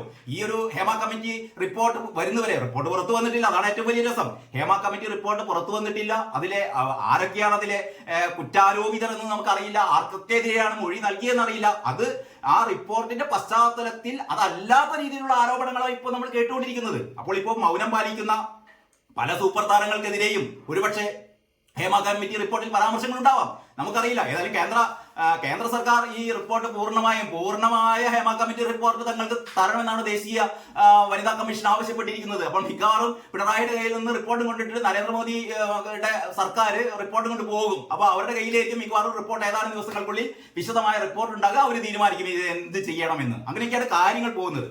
അപ്പോൾ പറഞ്ഞുകൊണ്ട് വരുന്നത്, ഇന്ന് ഇറങ്ങിയ എല്ലാ പത്രങ്ങളും ഏറ്റവും പ്രധാനപ്പെട്ട വാർത്ത ഇന്നും ഇത് തന്നെയാണ്. സ്ത്രീ പീഡനവുമായി ബന്ധപ്പെട്ട വിഷയങ്ങളാണ്. പക്ഷേ അത് വാർത്താ മൂല്യമുണ്ടോ എന്ന് വെച്ചാൽ ഉണ്ട്, ശരി തന്നെ. പ്രത്യേകിച്ച് മുകേഷിനെ പോലെയുള്ള ഒരു വളരെയധികം ജനപ്രിയനായ നമ്മുടെ ദിലീപിനൊക്കെ അങ്ങനെയാണ് പറയുക, ജനപ്രിയ താരം എന്നൊക്കെയാണ് പറയുക. ലാലേട്ടനാണെങ്കിലും മമ്മൂട്ടിയാണെങ്കിലും ഏതാണ്ട് ആ ഒരു റേഞ്ചിലുള്ള നടൻ തന്നെയാണ് മുകേഷ്. അപ്പൊ മുകേഷിനെതിരെ ഇതിനു മുമ്പും ആരോപണങ്ങൾ ഉണ്ടായിരുന്നു. അതാണ് ഇടതുപക്ഷത്ത് തന്നെ ഇപ്പോഴൊരു മന്ത്രിയായ വീണ ജോർജ്, നേരത്തെ അവര് നമ്മുടെ ഇന്ത്യ വിഷനിൽ വർക്ക് ചെയ്യുന്ന കാലത്ത് ഇന്ത്യ വിഷനിൽ ഈ വീണ ജോർജ് നമ്മുടെ സരിതയുമായി ഇന്റർവ്യൂ നടത്തിയിരുന്നു. സരിത എന്ന് പറയുന്നത് മുകേഷിന്റെ പഴയ മുൻ ഭാര്യ, പഴയ കെ ബാലേന്ദ്രന്റെ ഒക്കെ സിനിമയിൽ നമുക്കറിയാം. തിരകൾ എഴുതിയ കവിത എന്ന് പറയുന്ന സിനിമ ഒരുപക്ഷെ തമിഴ്നാടിനേക്കാൾ കൂടുതൽ ഓടിയത് ഒരുപക്ഷെ കേരളത്തിലായിരിക്കാം. കമലഹാസൻ നായകനായും ഈ സരിത നായികയായും അഭിനയിച്ച തിരകൾ എഴുതിയ കവിത എന്ന് പറയുന്ന വളരെ മനോഹരമായ ചിത്രം. ആ ചിത്രത്തിലെ നായികയായ സരിതയായിരുന്നു പിന്നീട് മുകേഷ് വിവാഹം കഴിച്ചത്. ആ സരിത മുകേഷിനെതിരെ പറഞ്ഞ കാര്യങ്ങൾ, സ്ത്രീ പീഡനത്തില് അഗ്രഗണ്യനാണ് മുകേഷ്, തന്റെ ഗർഭിണിയായ തന്റെ വയറ്റത്ത് ചവിട്ടി തുടങ്ങിയുള്ള ഒരുപാട് ആരോപണങ്ങള് വർഷങ്ങൾക്ക് മുമ്പ് തന്നെ ഇടതുപക്ഷത്തിന്റെ ഇപ്പോഴത്തെ മന്ത്രിയായ വീണ ജോർജ് ഇന്ത്യ വിഷന് വേണ്ടി നടത്തിയ ഒരു ഇന്റർവ്യൂ ഉണ്ടായിരുന്നു. ഇതൊക്കെ കഴിഞ്ഞിട്ടാണ് മുകേഷിനെ ഒരു MLA ആക്കിയത്, MP ആക്കാൻ വേണ്ടിയിട്ട് ഏറ്റവും കൂടുതൽ സംസ്ഥാനത്ത് തന്നെ രവീന്ദ്ര മാഷക്ക് ഏതാണ്ട് 5 ലക്ഷം രൂപയൊക്കെ പ്രചാരണത്തിൽ കൊടുത്തിട്ടുള്ളൂ. പക്ഷേ മുകേഷിന് ഏതാണ്ട് 80 ലക്ഷത്തോളം രൂപ അല്ലെങ്കിൽ അതിനേക്കാൾ കൂടുതൽ തുക പ്രചാരണ ചെലവ് CPM നൽകിയെന്നൊക്കെയാണ് പറയുന്നത്. അപ്പൊ അത്രയും പ്രധാനപ്പെട്ട ആളായിട്ട് CPM കൂടെ കൂട്ടിയ ആളാണ് മുകേഷ്. ആ മുകേഷിന്റെ പറ്റിയുള്ള ഈ അപദാനങ്ങൾ നമ്മൾ കേട്ട് എന്താ പറയാ കോരിത്തരിച്ചിട്ടുണ്ട്. അങ്ങനെയുള്ള മുകേഷ് ഇപ്പോ ഈ വർഷങ്ങൾക്ക് ശേഷം ഇപ്പോഴും അന്ന് നമ്മുടെ വീണ ജോർജ് നടത്തിയ ആ ഇന്റർവ്യൂ ഇപ്പോഴാണ് ഏറ്റവും കൂടുതൽ ആൾക്കാർ കണ്ടുകൊണ്ടിരിക്കുന്നത്. അന്നൊന്നും കുറച്ച് ആൾക്കാർ മാത്രമേ കണ്ടിട്ടുള്ളൂ. അത് ആ രീതിയിൽ തന്നെ ആൾക്കാർ വിട്ടു. പക്ഷെ ഇന്ന് പുതിയ പശ്ചാത്തലത്തിൽ ഇതൊക്കെ കാരണം സിദ്ദീഖിനെതിരെയുള്ള ആരോപണം അങ്ങനെയായിരുന്നല്ലോ. ആ പെൺകുട്ടി അല്ലെങ്കിൽ ആ നടി ഇതേ ആരോപണം കഴിഞ്ഞ 3-4 വർഷങ്ങൾ മുമ്പ് എല്ലാ മീഡിയയിലും വന്ന് പറഞ്ഞതാണ്. ആ മീഡിയക്കാരൊക്കെ 1-2 പ്രാവശ്യം ഇത് ടെലികാസ്റ്റ് ചെയ്തു. അതോടുകൂടി നിർത്തി. ആ പെൺകുട്ടിയുടേതായ വഴിക്ക് പോയി. പക്ഷേ അനുകൂലമായ ഒരു സാഹചര്യം വന്നു കഴിഞ്ഞപ്പോൾ ഓരോരുത്തരായി ഇതിന് മുൻകൈ എടുത്തത് ബംഗാളി നടിയായ നമ്മുടെ ശ്രീലേഖ മിത്ര എന്ന് പറയുന്ന ബംഗാളി നടി ആദ്യമായി രഞ്ജിത്തിനെതിരെ പരാതിയുമായി മുന്നോട്ട് വന്നപ്പോഴാണ് പിന്നാലെ ഓരോ സ്ത്രീകളായി മുന്നോട്ട് വരുന്നത്. ഇതിൽ എത്ര പേർ, ഒരു 7 പേർക്കെതിരെ വരെ ഒരു നടി പരാതി കൊടുത്തൊരു സംഭവമുണ്ട്. 7 പേർക്കെതിരെയും കേസെടുത്തിട്ടുണ്ട്. അപ്പോൾ അങ്ങനെയുള്ള ആരോപണങ്ങൾ ഒരു ഭാഗത്തുകൂടി വരുന്നു. അപ്പൊ ഇതിൽ ഏറ്റവും പ്രധാനപ്പെട്ട ഒരു കാര്യം നമ്മളെ സംബന്ധിച്ചിടത്തോളം ഈ മണിക്കൂറിലെ ഏറ്റവും പ്രധാനപ്പെട്ട വാർത്ത എന്ന് പറയുന്നത് മുകേഷിന്റെ കാര്യം തന്നെയാണ്. മുകേഷ് ഈ ആരോപണങ്ങളെ അതിജീവിക്കുമോ എന്നുള്ളതാണ് മലയാള മനോരമയുടെ മെയിൻ സ്റ്റോറി എന്ന് ഞാൻ പറയുന്നത്. അതിന്റെ ഉള്ളിലെ പേജിലേക്ക്, മനോരമയുടെ ഉള്ളിലെ പേജിലേക്ക് കടക്കുമ്പോൾ അടുത്ത പേജിൽ എന്ന് പറഞ്ഞാൽ 1-ാം പേജ് കഴിഞ്ഞിട്ടുള്ള പേജല്ല, ശരിക്കും 4-ാം പേജിലാണ് മലയാള മനോരമയിൽ കൊടുത്തിരിക്കുന്ന ഏറ്റവും പ്രധാനപ്പെട്ട വാർത്ത. കുറ്റാരോപിതരെ സംരക്ഷിക്കുന്നത് CPM-ലെ power group. Satheesan, V D സതീശന്റെ ഇന്നത്തെ ഏറ്റവും നല്ലൊരു പ്രസ്താവനയായിരുന്നു കേട്ടോ. കാരണം സിനിമയിൽ പവർ ഗ്രൂപ്പ് ഉണ്ടോ ഇല്ലേ എന്നൊക്കെയുള്ള ചർച്ച വരുമ്പോൾ CPM-നുള്ളിൽ പവർ ഗ്രൂപ്പ് ഉണ്ട് എന്നാണ് സതീശൻ പറയുന്നത്. പിന്നെ മറ്റൊന്ന് സതീശൻ പറയേണ്ട കാര്യമില്ല. CPM-ൽ പവർ ഗ്രൂപ്പ് ഉണ്ട് എന്നുള്ളത് ഇവിടുത്തെ കൊച്ചു കുട്ടികൾക്ക് പോലും അറിയാം. ആ പവർ ഗ്രൂപ്പ് എന്ന് പറയുന്നത് വലിയൊരു ഗ്രൂപ്പ് ഒന്നുമില്ല. ഈ പവർ വൺ മാൻ ആർമി എന്ന് പറയുന്ന പവർ ഗ്രൂപ്പാണ് CPM-ലുള്ളത്. ആ ഒരു വൺ മാൻ ആർമി എന്ന് പറയുന്ന ഒറ്റയാൻ പറഞ്ഞു കഴിഞ്ഞാൽ അതിനപ്പുറമൊന്നും പ്രകാശ് കാരോട്ടും ഇല്ല, വൃന്ദാക്കാരോട്ടും ഇല്ല, അതിനപ്പുറം ഒരു കാരാട്ടും ഇല്ല, ഒരു യെച്ചൂരി ഇല്ല, ആരുമില്ല, ഗോവിന്ദമാഷില്ല, ഒന്നുമില്ല. അങ്ങനെയുള്ള ഒരു മനുഷ്യനാണ് ഇപ്പോൾ മുകേഷിനെ സംരക്ഷിച്ചുകൊണ്ടിരിക്കുന്നത്. അപ്പോൾ പറയുന്നത് CPM-ല് അങ്ങനെ ഒരു പവർ ഗ്രൂപ്പ് ഉണ്ടെന്ന് വി ഡി സതീശൻ പറയുന്നു. പിന്നീട് മഹിളാ കോൺഗ്രസ് പ്രതിഷേധ മാർച്ചിൽ 2-ാം ദിനവും സംഘർഷം, യൂത്ത് കോൺഗ്രസ് ക്ലിഫ് ഹൗസ് മാർച്ചിൽ സംഘർഷം. അങ്ങനെ മുകേഷിന്റെ രാജിക്കായി ഒരു ഭാഗത്ത് സംഘർഷങ്ങൾ, ഒരു ഭാഗത്ത് പ്രതിഷേധങ്ങൾ ഇങ്ങനെ അലയടിക്കുന്നു. അതിനെക്കുറിച്ചുള്ള വാർത്തകളാണ് ഈ പറയുന്ന 4-ാം പേജിലുള്ളത്. അടുത്ത പേജിലേക്ക് കടക്കുമ്പോൾ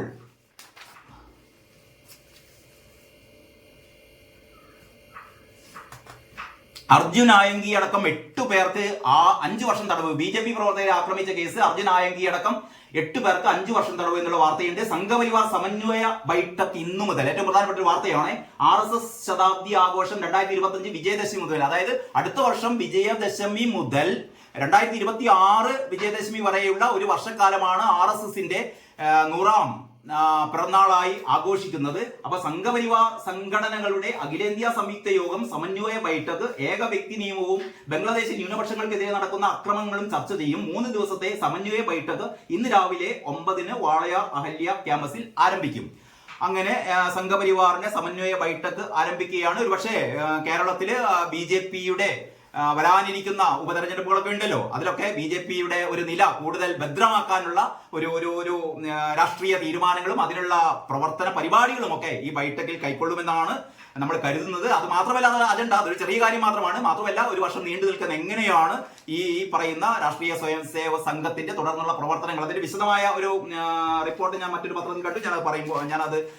അതിനെക്കുറിച്ച് പറയുമ്പോൾ നമുക്ക് ആ കാര്യം ചർച്ച ചെയ്യാം.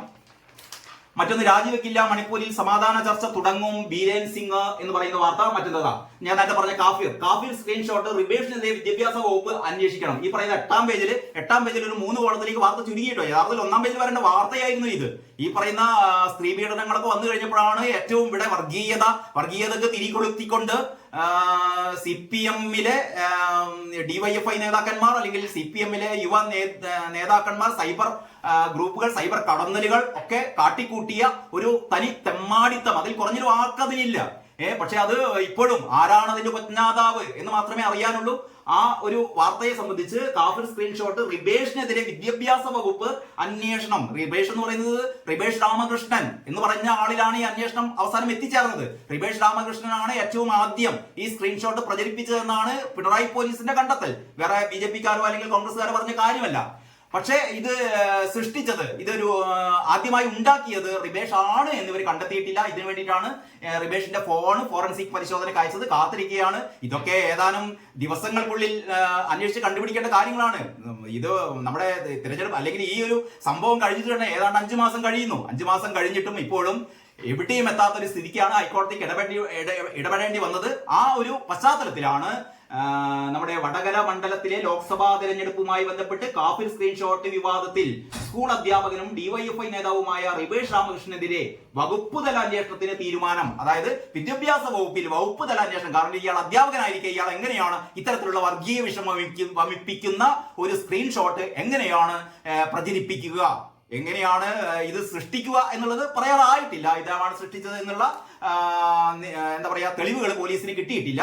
അത് കിട്ടിയിട്ട് നമുക്ക് അങ്ങനെ പറയാം. ഇപ്പൊ തൽക്കാലം എന്തായാലും പ്രചരിപ്പിച്ചെന്നുള്ള ശരിയാണല്ലോ. ആദ്യമായി ഈ ഒരു റിബേഷ് രാമകൃഷ്ണൻ അഡ്മിനായ ഗ്രൂപ്പിലാണ്, വാട്സപ്പ് ഗ്രൂപ്പിലാണ് ഇത് ആദ്യമായി വന്നത് എന്നുള്ളത് കൊണ്ട് തന്നെ ഇത് പ്രചരിപ്പിച്ചതിന്റെ മുഖ്യ ഉത്തരവാദിത്വം റിബേഷ് രാമകൃഷ്ണൻ തന്നെയാണ്. വകുപ്പ് തന്നെ നടപടി ഇദ്ദേഹത്തിനെതിരെ ഉണ്ടായേ തീരൂ. കാരണം ഒരിക്കലും ഒരു അധ്യാപകൻ എന്നുള്ള രീതിക്ക് സർവീസ് ചട്ടങ്ങളാണ് ലംഘിച്ചിരിക്കുന്നത്. വെറുതെ ലംഘിക്കുക മാത്രമല്ല ചെയ്തത്, ഒരു നാടിനെ തീ കൊളുത്തുന്ന രീതിയിലുള്ള വർഗീയ വിഷപ്രചാരണമാണ് റിബേഷ് രാമകൃഷ്ണൻ നടത്തിയത് എന്നുള്ളത് വളരെ സ്പഷ്ടമാണ്. പക്ഷെ പിണറായി പോലീസ് റിബേഷിനെയും സംരക്ഷിക്കുകയാണ്.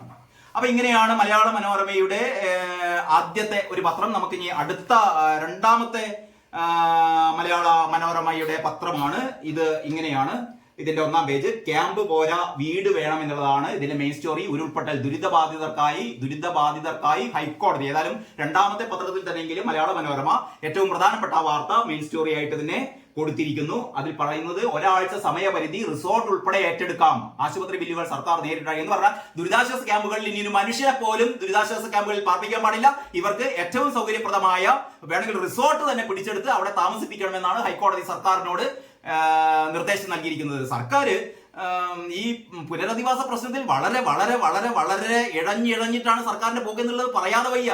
ഈ ഒരു സ്ത്രീ പീഡന കഥകളൊക്കെ വന്നുകൊണ്ടിരിക്കുകയാണ് പിണറായി സർക്കാർ രക്ഷപ്പെടുന്നത്. കാരണം ഇപ്പൊ നമുക്കറിയാലോ, ഒരു മാസം പിന്നിട്ടിരിക്കുന്നു. വയനാട്ടിലെ ആ ഉരുൾപൊട്ടൽ ദുരന്തമുണ്ടായിട്ട് ഒരു മാസം പിന്നിട്ടിട്ടും ഇപ്പോഴും താൽക്കാലിക പുനരധിവാസം പൂർത്തിയായിട്ടില്ല. ഇവിടെയാണ് ഹൈക്കോടതി ഇടപെട്ടിരിക്കുന്നത്. താൽക്കാലിക പുനരധിവാസം ഉടൻ പൂർത്തിയാക്കണം. അതിനോടനുബന്ധിച്ച് വേറെ കുറെ കാര്യങ്ങളാണ് പറയുന്നത്. ഏറ്റവും പ്രധാനപ്പെട്ട കാര്യം, ഈ പത്രങ്ങളൊന്നും വേണ്ട രീതിയിലുള്ള ഒരു പ്രാധാന്യം കൊടുത്തിട്ടില്ല തോന്നുന്നു. കാരണം പിണറായി വിജയൻ പറഞ്ഞിരുന്നു അടിയന്തര ആശ്വാസമായി 10,000 രൂപ ഓരോ കുടുംബത്തിനും കൊടുക്കുമെന്ന്.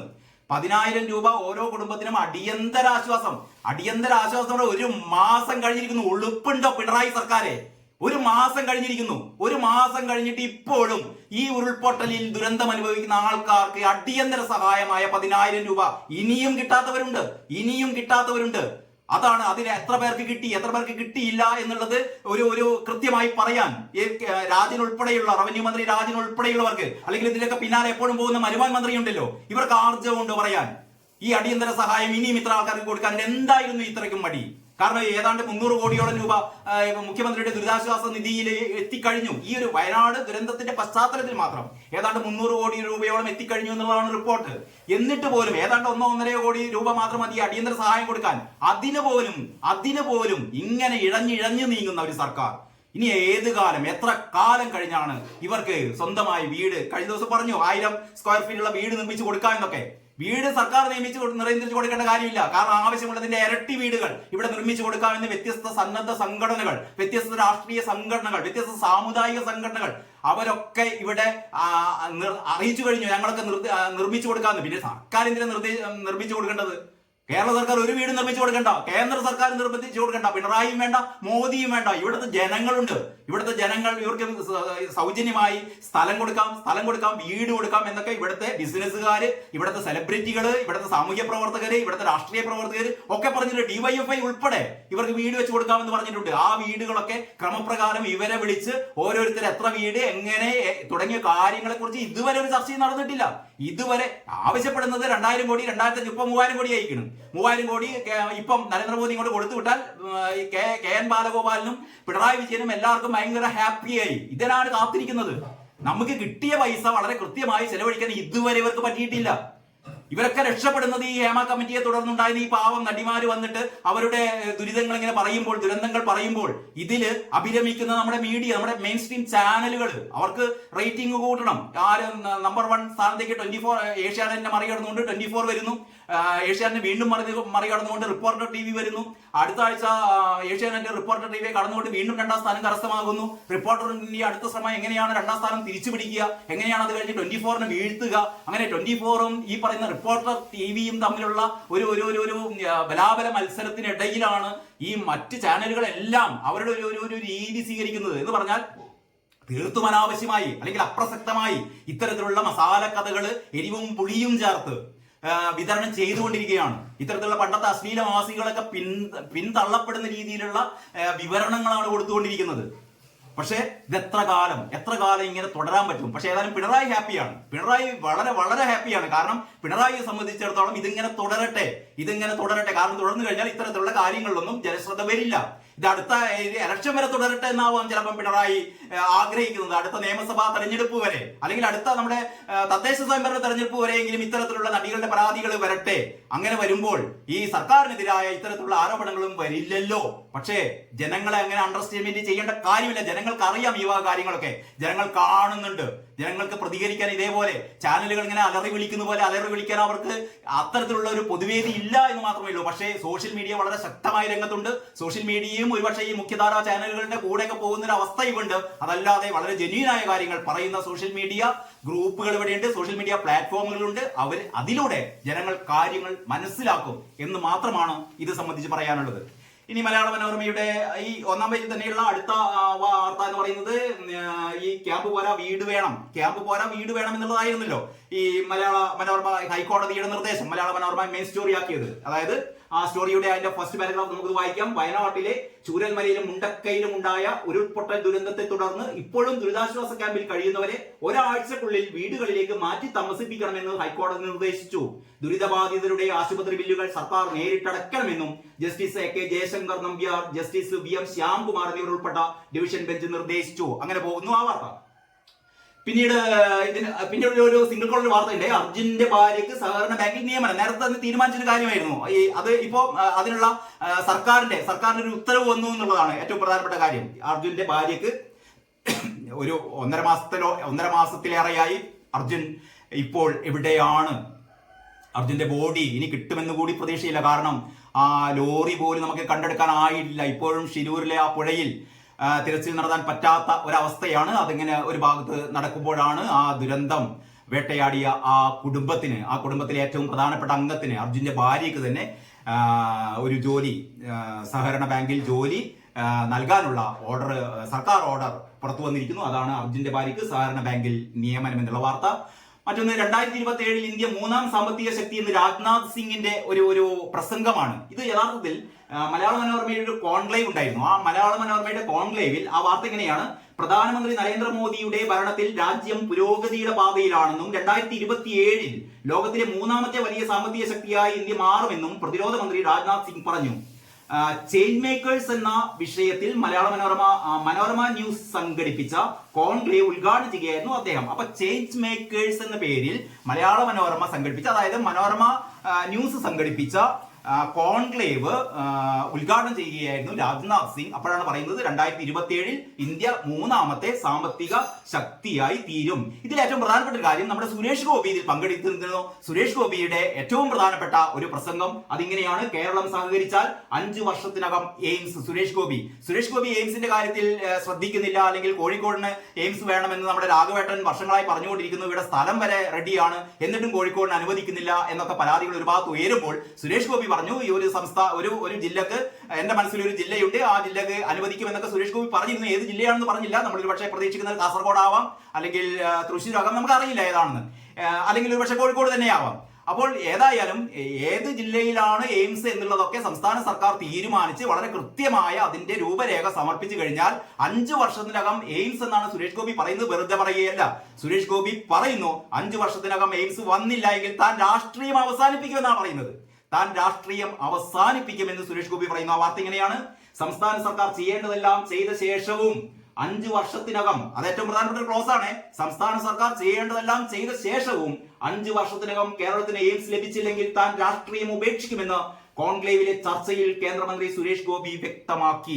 ഒരുപക്ഷെ ഒരു രാഷ്ട്രീയ നേതാവും ഇത്രയും തന്റെ ഇടത്തോടെ ഇങ്ങനെ ഒരു കാര്യം പറയില്ല. പക്ഷെ സുരേഷ് ഗോപിക്ക് പറയാൻ പറ്റും. കാരണം ആ തരത്തിലുള്ള ആർജവമുള്ള രാഷ്ട്രീയ നേതാവ് എന്നുള്ള ആർജവമുള്ള മനുഷ്യനാണ്, മനുഷ്യ സ്നേഹിയാണ് സുരേഷ് ഗോപി എന്നുള്ളത് കൊണ്ട് തന്നെ നമുക്ക് പ്രതീക്ഷിക്കാം സംസ്ഥാന സർക്കാർ ആവശ്യമായ നടപടികൾ എടുത്തു കഴിഞ്ഞാൽ 5 വർഷത്തിനകം കേരളത്തിന് ഈ എയിംസ് ഉറപ്പാണ്. അല്ലെങ്കിൽ സുരേഷ് ഗോപി രാഷ്ട്രീയ രംഗത്ത് ഉണ്ടാവില്ല. ഓക്കെ, ഇനി ഇതിന്റെ ഉള്ളിലെ പേജിലേക്ക്, രണ്ടാമത്തെ പത്രത്തിന്റെ ഉള്ളിലേക്ക് പോയാൽ, കാർ ഇടിച്ച് ഗുരുതര പരിക്ക്, കാറിനെ കണ്ടെത്തിയതുമില്ല. ഒരു 9 വയസ്സുകാരി 6 മാസമായി 9 വയസ്സുകാരി 6 മാസമായി അബോധാവസ്ഥയിൽ കിടക്കുന്ന ഒരു അവസരമാണ് കേട്ടോ. ഒരു മുത്തശ്ശിയും മകളും കൂടി കടന്നു പോകുമ്പോഴാണ് ഒരു കാറ് അതിവേഗത്തിൽ ഇവരെ ഇടിച്ചിട്ട് പോയത്. ആ കാർ ഇതുവരെ കണ്ടെത്തിയില്ല. 6 മാസമായി കാർ കണ്ടെത്തിയില്ല. മുത്തശ്ശി ആ സ്പോട്ടിൽ മരിച്ചു. ആ പാവം പെൺകുട്ടി 6 മാസമായി അബോധാവസ്ഥയിൽ മെഡിക്കൽ കോളേജിൽ കിടക്കുകയാണ്. ഇതൊക്കെയാണ് നമ്മുടെ അന്വേഷണം വേണ്ട രീതിയിൽ നടന്നിരുന്നുവെങ്കിൽ ആ കാറൊക്കെ ആ സമയം, ഇനിയിപ്പോ 6 മാസം കഴിഞ്ഞിട്ട് ആ വെള്ളക്കാർ സ്വിഫ്റ്റ് കാർ ആണ് എന്ന് സംശയം, ഒരു വെള്ളക്കാർ എങ്ങനെ കണ്ടുപിടിക്കാമെന്ന് ദൈവത്തിനറിയാം. ഇനി എഡിറ്റോറിയൽ, മലയാള മനോരമയുടെ എഡിറ്റോറിയൽ പേജാണിത്. റെയിൽവേ വക ഓണത്തല്ല് എന്നാണ് വളരെ കാവ്യാത്മകമായ എഡിറ്റോറിയലിന്റെ തലക്കെട്ട്. അതായത് എറണാകുളം ബംഗളൂരു വന്ദേ ഭാരത് സ്പെഷ്യൽ സർവീസ് പുനരാരംഭിക്കണം. അതായത് ഓണക്കാലമായതോടെ യാത്ര അന്യ സംസ്ഥാനങ്ങളിൽ നിന്ന് കേരളത്തിലേക്ക് വരേണ്ടതായ ഒരുപാട് കുടുംബങ്ങളുണ്ട്. ആ കുടുംബങ്ങളെ സംബന്ധിച്ചിടത്തോളം യാത്ര വളരെ ദുരിതമയമാവുകയാണ്. ഇന്നും മറ്റൊരു പത്രം കൂടി, എനിക്കൊന്നും മാതൃഭൂമിയാണ് തോന്നുന്നു, ഇതേപോലെ തന്നെ ഈ യാത്രക്കാരുടെ ഈ ഓണക്കാലമായതോടെ യാത്രയിൽ നേരിടുന്ന ബുദ്ധിമുട്ടുകൾ, സ്വകാര്യ വാഹനങ്ങൾ അല്ലെങ്കിൽ സ്വകാര്യ ബസ്സുകൾ അല്ലെങ്കിൽ ഈ വിമാനങ്ങൾ ഉൾപ്പെടെ, വിമാനക്കൂലി ഉൾപ്പെടെ ആ സീസണിൽ വർദ്ധിക്കുന്നതിന് എതിരെയുള്ള ഒരു എഡിറ്റോറിയലാണ് എഴുതിയിട്ടുള്ളത്. അപ്പൊ പറയുന്നു വന്ദേ ഭാരത് വീണ്ടും ആ സ്പെഷ്യൽ വന്ദേ ഭാരത്, നേരത്തെ അനുവദിച്ച സ്പെഷ്യൽ വന്ദേ ഭാരത് പുനരാരംഭിക്കണം എന്നുള്ളൊരു ആവശ്യമാണ് എഡിറ്റോറിയലിലൂടെ മലയാള മനോരമ മുന്നോട്ട് വെക്കുന്നത്. അത് കഴിഞ്ഞ് ഈ എഡിറ്റോറിയൽ പേജ് ഏറ്റവും പ്രധാനപ്പെട്ട ഒരു ടോപ്പിൽ തന്നെയുള്ള ഒരു സയൻസ് സ്റ്റോറി എന്ന് പറയുന്നത് പാറയ്ക്കുള്ളിലെ ജീവൻ എന്നാണ്. ഞാനിത് കഴിഞ്ഞിട്ട് അടുത്തൊരു വീഡിയോ ഇത് സംബന്ധിച്ച് മാത്രമായിട്ട് തരുന്നുണ്ട്. ഏറ്റവും കൃത്യമായി നമ്മൾ ഈ സാധാരണ പത്രങ്ങളിൽ ശാസ്ത്ര വാർത്തകൾക്ക് വളരെ പ്രാധാന്യം കുറവാണ്. പത്രങ്ങളിൽ ഏറ്റവും കൂടുതൽ മുൻപന്തിയിൽ നമ്മുടെ രാഷ്ട്രീയം കഴിഞ്ഞു കഴിഞ്ഞാൽ വളരെ കുറച്ച് സ്പേസ് മാത്രമാണ് മറ്റ് സാമൂഹിക സാംസ്കാരിക വാർത്തകൾക്ക്. അത് കഴിഞ്ഞ് സ്പോർട്സ്, അത് കഴിഞ്ഞ് ശാസ്ത്ര വാർത്തകളെ സംബന്ധിച്ചിടത്തോളം പലപ്പോഴും നമ്മുടെ ഒരു ശാസ്ത്ര വാർത്ത പോലും ഇല്ലാതെ ഇറങ്ങുന്ന പത്രങ്ങളൊക്കെ നിരവധിയുണ്ട്. അപ്പൊ ഇവിടെ മലയാള മനോരമ സയൻസ് ബ്ലോക്ക് എന്ന് പറയുന്ന പ്രതിവാര പങ്ക്തിയിലൂടെ ഡോക്ടർ സുരേഷ് സി പിള്ള എഴുതിയ പാറയ്ക്കുള്ളിലെ ജീവൻ എന്ന് പറയുന്ന വളരെ ഓരോ മനുഷ്യനും അറിയേണ്ടതായ ഏറ്റവും പ്രധാനപ്പെട്ട ഒരു ലേഖനമാണ് ഇത്. ഇതിനെ സംബന്ധിച്ച് ഈ ഒരു വീഡിയോ പൂർത്തിയായി കഴിഞ്ഞ ഉടനെ ഞാൻ വീഡിയോ ചെയ്യുന്നുണ്ട്. അതിൽ പൂർണ്ണമായി കാര്യങ്ങൾ പറയാൻ നിങ്ങൾ ഓരോരുത്തരും വളരെ ശ്രദ്ധയോടെ കേൾക്കേണ്ട ഒരു വിശേഷമാണ്, അല്ലെങ്കിൽ കൃത്യമായ ചില വിവരങ്ങളാണ് ആ ഒരു ലേഖനത്തിലുള്ളത്. മറ്റൊന്ന്, ആളിക്കത്തിയ വ്യാജൻ എന്നുള്ളതാണ്. ഒരു വ്യാജ വിവരം ബ്രിട്ടനെ ഞെട്ടിച്ച കലാപമായപ്പോൾ, ബ്രിട്ടനിൽ നടന്നുകൊണ്ടിരിക്കുന്ന കലാപത്തെ കുറിച്ചുള്ള ഒരു നിരീക്ഷണമാണ് രണ്ടാമത്തെ ഒരു ലേഖനമായി അവതരിപ്പിക്കുന്നത് മലയാള മനോരമ. അത് കഴിഞ്ഞ് വാചകമേളയാണ്. കഴിഞ്ഞ ഒരാഴ്ചക്കുള്ളിൽ വ്യത്യസ്ത സെലിബ്രിറ്റികൾ, വ്യത്യസ്തയായ പ്രമുഖർ പറഞ്ഞ വാചകങ്ങളാണ് ഇതിൽ കൊടുത്തിരിക്കുന്നത്. അതിൽ ശ്രദ്ധേയമായ ഒന്നുള്ളത് നമ്മുടെ മുകുന്ദേട്ടൻ പറഞ്ഞ, മുകുന്ദൻ, എഴുത്തുകാരനായ സാഹിത്യകാരനായ മുകുന്ദേട്ടൻ പറഞ്ഞൊരു കാര്യമാണ്. അദ്ദേഹം പറയുന്നു, സാഹിത്യം കൊണ്ട് എന്ത് പ്രയോജനം എന്ന് പലരും ചോദിക്കുന്ന കാലത്താണ് പോപ്പ് ഫ്രാൻസിസ്, അതായത് നമ്മുടെ മാർപ്പാപ്പയെ സാഹിത്യത്തിന്റെ പ്രസക്തിയെ കുറിച്ച് പറയുന്നത്. വേദനിക്കുമ്പോൾ പ്രാർത്ഥിക്കുന്നതിനോടൊപ്പം നല്ലൊരു നോവലോ കഥയോ വായിക്കാൻ കൂടിയാണ് പോപ്പ് പറയുന്നത്. പോപ്പ് എവിടെയാ പറഞ്ഞത് എനിക്കറിയില്ല. ഏതായാലും പോപ്പ് അങ്ങനെ പറഞ്ഞെങ്കിൽ നല്ല കാര്യമാണ്. ഏതായാലും മുകുന്ദേട്ടൻ കള്ളത്തരം പറയില്ലല്ലോ. അപ്പൊ പോപ്പ് പറഞ്ഞ പോലെ നമുക്ക് ജീവിതത്തിൽ എന്ത് വിഷമഘട്ടം വരുമ്പോഴും പ്രാർത്ഥിക്കുന്നതോടൊപ്പം നിങ്ങളൊരു സാഹിത്യ കൃതി കൂടി വായിച്ചു കഴിഞ്ഞാൽ നിങ്ങളുടെ വേദനകൾ അപ്രത്യക്ഷമാകും, അല്ലെങ്കിൽ വേദനകൾക്ക് ഒരു താൽക്കാലികമായെങ്കിലും പരിഹാരം ഉണ്ടാകും എന്നുള്ള രീതിയിലാണ് മാർപ്പാപ്പ പറയുന്നത്. അതിനെക്കുറിച്ചാണ് മുകുന്ദേട്ടൻ പറയുന്നത്. എങ്കിൽ ആന്തരികമായി എന്താ പറയുന്നത്, നല്ലൊരു നോവലോ കഥയോ വായിക്കാൻ കൂടിയാണ് പോപ്പ് പറയുന്നത്. എങ്കിൽ ആന്തരികമായി വലുതാവുമെന്നും സഹജീവികളുമായി സമ്പർക്കത്തിന് കഴിയുമെന്നും അദ്ദേഹം പറയുന്നു. എഴുത്തുകാർക്കും വായനക്കാർക്കും ആശ്വാസം പകരുന്ന കാര്യമാണിത്. അപ്പൊ എഴുത്തുകാർക്കും വായനക്കാർക്കും ആശ്വാസം പകരുന്ന വാർത്തയാണിത്. കാലങ്ങളായുള്ള ഒരു ചോദ്യമാണ് കേട്ടോ, ഈ എഴുത്തുകൊണ്ട് എന്ത് പ്രയോജനം, വായന കൊണ്ട് എന്ത് പ്രയോജനം എന്നൊക്കെയുള്ള ചോദ്യത്തിന് കൃത്യമായി മാർപ്പാപ്പ ഉത്തരം പറയുന്നു. മനുഷ്യ ജീവിതത്തിൽ നിങ്ങളൊരു പ്രതിസന്ധിയിൽ അകപ്പെടുമ്പോൾ പ്രാർത്ഥിക്കുന്നതോടൊപ്പം നിങ്ങളൊരു നല്ല സാഹിത്യ കൃതി കൂടി വായിക്കുമ്പോൾ, പ്രത്യേകിച്ചും പപ്പേട്ടന്റെയൊക്കെ ചില കഥകളൊക്കെ വായിക്കുമ്പോഴുണ്ടല്ലോ, നമ്മുടെ ജീവിതത്തിൽ ഓരോ പ്രതിസന്ധിയിലൂടെയും കടന്നു പോകുമ്പോൾ ഇത്തരത്തിലുള്ള ചില കഥകൾ വായിക്കുമ്പോൾ നമുക്കൊരു പുതിയൊരു ലോകമാണ് നമുക്ക് മുമ്പിൽ ഉരുത്തിരിഞ്ഞു വരുന്നത്. പ്രകാശം പരത്തുന്ന പെൺകുട്ടി പോലുള്ളൊരു കഥ വായിച്ചു കഴിഞ്ഞാൽ ആത്മഹത്യ ചെയ്യാൻ പോകുന്ന ഒരു യുവാവ് കൂടി, ആത്മഹത്യ ജീവിതം ആകെ നശിച്ചു, തന്നെ ഈ ഭൂമിയിൽ സ്നേഹിക്കാൻ ആരുമില്ല എന്ന് മനസ്സിലാക്കിക്കൊണ്ട് ജീവിതം തന്നെ അവസാനിപ്പിക്കാൻ വേണ്ടി പോകുന്ന ഒരു മനുഷ്യൻ, ആ മനുഷ്യന്റെ ജീവിതത്തിലേക്ക് ജീവിതത്തിന്റെ ഒരു പ്രത്യാശയുടെ വെളിച്ചവുമായി കടന്നു വരുന്ന ഒരു പാവാടക്കാരി, ഒരു ധാവണിക്കാരി, ആ പറയുന്ന പപ്പേട്ടന്റെ ആ ഒരു ഏറ്റവും പ്രധാനപ്പെട്ട പ്രകാശം പരത്തുന്ന പെൺകുട്ടി എന്ന് പറയുന്ന കഥ വായിച്ചു കഴിയുമ്പോൾ നമ്മുടെ ഓരോരുത്തരുടെയും ജീവിതം മാറുന്നത് പോലെ ഏത് കഥയും ഏത് സാഹിത്യവും നമ്മുടെ ഈ ദുരന്ത അല്ലെങ്കിൽ നമ്മുടെ മനസ്സിനെ ആകുലതകളിൽ പെടുമ്പോൾ അതിൽ നിന്ന് മോചിപ്പിക്കുവാൻ പ്രാർത്ഥന പോലെ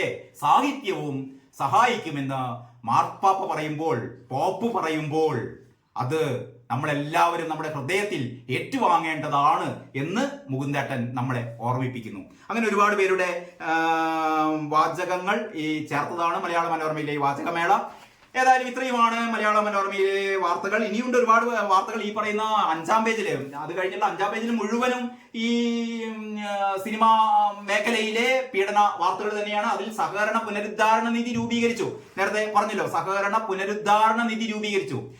അതായത് സഹകരണ മേഖലയിൽ കുഴപ്പങ്ങൾ ഉണ്ടാകുമ്പോൾ അത് പരിഹരിക്കുന്നതിന് വേണ്ടിയിട്ട് ഒരു നിധി രൂപീകരിച്ചിട്ടുണ്ട്. ഇത് യഥാർത്ഥത്തിൽ നല്ല ഉദ്ദേശമാണെങ്കിലും സഹകരണ മേഖലയിൽ നടക്കുന്ന തട്ടിപ്പുകളും കൊള്ളകളും ഒക്കെ പരിഹരിക്കാനും അതിനൊക്കെ മൂടി വെക്കാനും അതിനൊക്കെ ഒരു മറയാക്കാനൊക്കെ വേണ്ടിയിട്ടാണ് ഇത്തരത്തിലുള്ള നിധി എന്ന രീതിയിൽ കൂടി നമുക്ക് കാണേണ്ടതുണ്ട്. ഏതായാലും സഹകരണ പുനരുദ്ധാരണ നിധി രൂപീകരിച്ചു എന്നുള്ളതാണ് ആ പേജിലെ പ്രധാനപ്പെട്ട വാർത്ത. പ്രതിസന്ധിയിലാവുന്ന സഹകരണ സംഘങ്ങളെ പുനരുജ്ജീവിപ്പിക്കാൻ സഹായിക്കുന്ന പദ്ധതി എന്നാണ് പറയുന്നത്. പ്രതിസന്ധിയിലാകുന്ന സഹകരണ സംഘങ്ങൾക്കുള്ള സഹകരണ പുനരുദ്ധാരണ നിധി യാഥാർത്ഥ്യമായി. പ്രതിസന്ധിയിൽ എങ്ങനെയാണ് സഹകരണ സംഘങ്ങളാവുക? അത് വെട്ടിപ്പ് നടത്തുമ്പോഴും കൈയിട്ടുവാറൽ നടത്തുമ്പോഴും നമ്മുടെ കരുവന്നൂർ ബാങ്ക് പോലെയുള്ള സംഭവങ്ങൾ ഉണ്ടാകുമ്പോഴാണ് സഹകരണ മേഖലകളിൽ പ്രതിസന്ധി ഉണ്ടാകുന്നത്. അത് പരിഹരിക്കാൻ ഒരു നിധിയാണ് ഇവിടെ ഉണ്ടാക്കിയത്. അപ്പോൾ തട്ടിപ്പ് നടത്തി പാർട്ടിക്കാർ കൊണ്ടുപോയാലും നിക്ഷേപകർക്ക് ഈ പറയുന്ന നിധിയിൽ നിന്ന് എടുത്തു കൊടുക്കാലോ എന്നുള്ള ഒരു ആശ്വാസം നമുക്കുണ്ട്. പക്ഷെ അത് എത്രത്തോളം ധാർമ്മികത അതിന്റെ പിന്നിലുണ്ട് എന്നുള്ളത് നമ്മളൊന്ന് ആലോചിക്കേണ്ടതാണ്. ഇനി വിവരങ്ങൾ ചോരാതിരിക്കാൻ ഉത്തരവ് മുക്കി സർക്കാർ. പ്രത്യേക അന്വേഷണ സംഘം മറ്റു പ്രധാനപ്പെട്ട വാർത്തയാണ്. അതായത് പ്രത്യേക അന്വേഷണം ഈ സ്ത്രീ പീഡനം അന്വേഷിക്കാൻ വേണ്ടിയിട്ട് ഈ നടികന്മാർക്ക് നേരെ ഉണ്ടാകുന്ന പീഡനങ്ങൾ അന്വേഷിക്കാൻ വേണ്ടിയിട്ട് ഉണ്ടാക്കിയ ഈ പ്രത്യേക അന്വേഷണ commission SIT special investigation team അതിന്റെ വിവരങ്ങൾ അതിന്റെ ഏതൊക്കെ ഇവരുടെ അന്വേഷണ പരിധി സ്പെഷ്യൽ ഇൻവെസ്റ്റിഗേഷൻ ടീമിന്റെ അന്വേഷണ പരിധിയെ കുറിച്ച് ഇപ്പോഴും സർക്കാർ വെളിപ്പെടുത്തിയിട്ടില്ല, പൊതുസമൂഹത്തിൽ വെളിപ്പെടുത്തിയിട്ടില്ല. അപ്പൊ ഇപ്പൊ ഈ SITക്ക് മുമ്പിൽ ഈ പറയുന്ന പാവപ്പെട്ട പെൺകുട്ടികൾ അല്ലെങ്കിൽ നടിമാർ പരാതികളൊക്കെ പറയുന്നുണ്ടെങ്കിലും ഈ അന്വേഷണാത്മകമായ പരിധി എത്രത്തോളം ഉണ്ടെന്ന് ഇപ്പോഴും നമുക്കൊന്നും അറിയില്ല. എന്തൊക്കെയാണ് അത് ഈ വാർത്തയിൽ പറയുന്നു. അതായത് SIT രൂപീകരിച്ചെന്ന് അറിയിച്ച് മുഖ്യമന്ത്രിയുടെ ഓഫീസ് ഞായറാഴ്ച ഇറക്കിയ വാർത്താക്കുറിപ്പല്ലാതെ ഉത്തരവിന്റെ പകർപ്പ് പരാതിക്കാർക്ക് പോലും ലഭിച്ചിട്ടില്ല.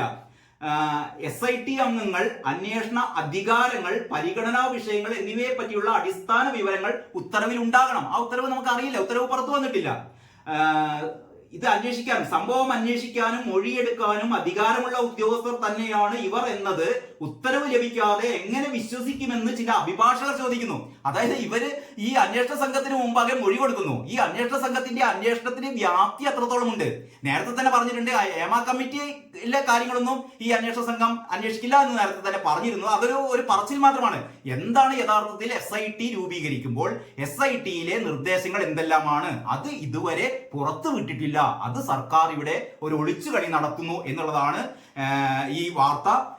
എന്ത് വിവരമാണ് ഒളിക്കാനുള്ളതെന്ന ചോദ്യമായിരുന്നു. MR ഹരികുമാറിന്റെ സ്പെഷ്യൽ സ്റ്റോറിയാണ് ഇത്.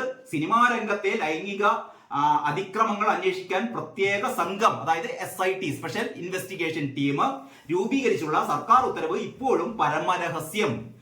കേരള പോലീസ് ആക്ട് 21/2B വകുപ്പ് പ്രകാരം ഉന്നത ഉദ്യോഗസ്ഥരെ ഉൾപ്പെടുത്തി 7 അംഗ SIT രൂപീകരിച്ച് സംസ്ഥാന പോലീസ് മേധാവിയുടെ ഉത്തരവ് തിങ്കളാഴ്ച പുറത്തിറങ്ങി എന്നാണ് വിവരം. എന്നാൽ 5 ദിവസത്തിന് ശേഷവും ഉത്തരവ് സർക്കാർ പൂഴ്ത്തിവെച്ചിരിക്കുകയാണ്. SIT അന്വേഷണ പരിധിയിൽ ഉൾപ്പെടുന്നത് എന്തൊക്കെ എന്നതടക്കമുള്ള വിവരങ്ങൾ ചോരാതിരിക്കാനാണ് എന്നാണ് ആക്ഷേപം. അപ്പൊ ഇപ്പോഴും ഒരു പുകമറയാണ്. SITക്ക് എന്തൊക്കെ അന്വേഷിക്കാം, SITയുടെ അന്വേഷണ പരിധി എത്രമാത്രമാണ്, ഇതൊന്നും ഇപ്പോഴും വ്യക്തമല്ല. എന്ന് പറഞ്ഞാൽ സർക്കാരിന് ഇക്കാര്യത്തിൽ ഒരു തരത്തിലുള്ള ഒരു ആത്മാർത്ഥതയും ഇല്ല എന്നുള്ളതാണ് ഈ സംഭവങ്ങളൊക്കെ നമുക്ക് മുമ്പിൽ തെളിയുന്നത്. നമുക്കറിയാം, ഈ പറയുന്ന ഒരുപാട് സ്ത്രീകൾ ഇങ്ങനെ ആരോപണങ്ങൾ ഇവർക്ക് മുമ്പിൽ അവതരിപ്പിക്കുന്നു, ഇവരുടെ മൊഴിയെടുക്കുന്നു. ഇതൊക്കെ കഴിഞ്ഞിട്ട് എങ്ങനെയാണ് തുടർ നടപടികൾ എങ്ങനെയായിരിക്കും? അത്ര പെട്ടെന്ന് അറസ്റ്റ് ഒന്നും ഉണ്ടാവില്ല എന്നാണ് മറ്റൊരു പത്രം റിപ്പോർട്ട് ചെയ്യുന്നത്. ആ പത്രം വിശകലനം ചെയ്യുമ്പോൾ നമുക്ക് മനസ്സിലാക്കാം. കാരണം അറസ്റ്റ് ഒന്നും അത്ര പെട്ടെന്ന് ഉണ്ടാവാൻ സാധ്യതയില്ല. കാരണം മതിയായ തെളിവുകൾ ഇല്ലാതെ ഒരു സെലിബ്രിറ്റിയെ അല്ലെങ്കിൽ അധികാര സ്ഥാനത്തിരിക്കുന്ന ഒരാളെ അറസ്റ്റ് ചെയ്താൽ, ഇപ്പൊ മുകേഷിനെയോ അല്ലെങ്കിൽ സിദ്ദിഖിനെയോ അല്ലെങ്കിൽ രഞ്ജിത്തിനെയോ ഇടവേള ബാബുവിനെയോ അല്ലെങ്കിൽ അതേപോലുള്ള ഈ ആരോപണ നമ്മുടെ എന്താ പറയാ ജയസൂര്യ, അങ്ങനെ ജയസൂര്യയെയോ അത്തരത്തിൽപ്പെട്ട സെലിബ്രിറ്റികളൊക്കെ ഒരു കൃത്യമായ തെളിവുകളില്ലാതെ അറസ്റ്റ് ചെയ്ത് കഴിഞ്ഞാൽ കോടതിയിൽ നിന്ന് പോലീസിന് കിട്ടും പണി. അപ്പൊ പോലീസുകാർ അത്ര പെട്ടെന്ന് അറസ്റ്റ് ചെയ്യില്ല, അവർക്ക് കൃത്യമായ തെളിവുകൾ എടുക്കണം. അതാണ് ഞാൻ നേരത്തെ പറഞ്ഞത്, തെളിവുകൾ എത്രമാത്രം കൃത്യമായ തെളിവുകൾ വർഷങ്ങൾക്ക് ശേഷം കിട്ടും. ആരാണ് ഇനി ഈ പരാതി പറയുന്ന ആൾക്കാരെ കൊണ്ടൊക്കെ 164 സ്റ്റേറ്റ്മെന്റ്സ് എടുക്കാൻ വേണ്ടിയിട്ട് ഇപ്പൊ ശ്രമിച്ചുകൊണ്ടിരിക്കുകയാണ്. കാരണം മൊഴി മാറ്റാനുള്ള, നമുക്കറിയാലോ ദിലീപിന്റെ കേസൊക്കെ വന്നു കഴിഞ്ഞപ്പോൾ ഒരുപാട് ആൾക്കാർ മൊഴികൾ മാറ്റിയിരുന്നു. ഇതേപോലെ മൊഴികൾ മാറ്റാം. ഇത് ഒരു സിനിമ എന്ന് പറയുന്ന ഒരു പ്രത്യേക മേഖലയാണ്. അവിടെ നിങ്ങൾ പ്രതീക്ഷിക്കുന്നതിൽ അപ്പുറം അവിടെ സംഭവിക്കും. ഇപ്പോൾ നിശബ്ദരായിരിക്കുന്ന ഒരുപാട് ആൾക്കാരുണ്ടല്ലോ. ഇതിലൊക്കെ എത്ര പേരുടെ കൈകൾ ശുദ്ധമാണ് നമുക്ക് പറയാൻ പറ്റില്ല. കഴിഞ്ഞ ദിവസം ഈ പൃഥ്വിരാജ് ഒരു പത്രസമ്മേളനം നടത്തിയിരുന്നു. നമുക്കറിയാം പൃഥ്വിരാജിനെ സംബന്ധിച്ചിടത്തോളം വളരെ കൃത്യമായ നിലപാടുകൾ അവതരിപ്പിക്കാനും അങ്ങനെ അതൊരു കഴിവാണല്ലോ. കാരണം നമുക്ക് മനസ്സിലുള്ള കാര്യങ്ങൾ വളരെ കൃത്യമായി മീഡിയക്ക് മുമ്പിൽ അവതരിപ്പിക്കുക എന്നുള്ളത് ഒരു വൈദഗ്ധ്യമാണ്. അതിൽ 100% അല്ല 110% മാർക്ക് പൃഥ്വിരാജിന് കൊടുക്കണം. പൃഥ്വിരാജ് ഭയങ്കര രസകരമായി അവതരിപ്പിച്ചു എന്ന് പറഞ്ഞാൽ മോഹൻലാലോ മമ്മൂട്ടിയോ മീഡിയക്ക് മുമ്പിൽ പ്രത്യക്ഷപ്പെടുന്നതിന് മുമ്പ് തന്നെ രക്ഷകനായി പൃഥ്വിരാജ് വരികയും അവസാനം എല്ലാവരും കൈയടിച്ച് പൃഥ്വിരാജ് പറഞ്ഞതാണ് ശരി, പൃഥ്വിരാജിന്റെ നിലപാടാണ് ശരി എന്നൊക്കെ പറഞ്ഞു. നമ്മുടെ ഷക്കീലയാണ് അത് പൊട്ടിച്ചു കൊടുത്തത്. ഷക്കീല പറഞ്ഞു എന്താപ്പം പൃഥ്വിരാജ് പറഞ്ഞതിൽ പ്രത്യേകിച്ച് കാര്യമില്ല, ഇതൊക്കെ എല്ലാവരും പറയുന്ന കാര്യം തന്നെയാണ് പറഞ്ഞത്, അത്രേ പൃഥ്വിരാജും പറഞ്ഞിട്ടുള്ളൂ. പക്ഷേ ഏറ്റവും പ്രധാനപ്പെട്ട കാര്യം സോഷ്യൽ മീഡിയ എല്ലാം സോഷ്യൽ മീഡിയ കാണുന്നുണ്ട്. ഈ പറയുന്ന പൃഥ്വിരാജ് ഏതാണ്ട് 10 വർഷങ്ങൾക്ക് മുമ്പ് പൃഥ്വിരാജിന്റെ സിനിമയുടെ ആ തുടക്കത്തിൽ, പൃഥ്വിരാജിന്റെ സിനിമാ കാലത്തിന്റെ തുടക്കത്തിൽ 4-5 സിനിമകളിൽ മാത്രം അഭിനയിച്ചുകൊണ്ടിരിക്കുന്ന കാലത്ത് പൃഥ്വിരാജ് മീഡിയക്ക് മുമ്പിൽ പറഞ്ഞിരുന്നു, ഇവിടെ തനിക്കെതിരെ ഈ ഇത്തരത്തിലുള്ള ഒരു പവർ ഗ്രൂപ്പ് ഉണ്ട്, തനിക്കെതിരെ തന്റെ സിനിമകൾ നഷ്ടപ്പെടുത്തുന്നു, തനിക്ക് സിനിമകളിൽ അവസരം കുറയ്ക്കുന്നു, ഇത്തരത്തിലുള്ള തന്നെ സൈഡ് ലൈൻ ചെയ്യുന്നു എന്നൊക്കെ നമ്മുടെ പൃഥ്വിരാജ് പറഞ്ഞിരുന്നു.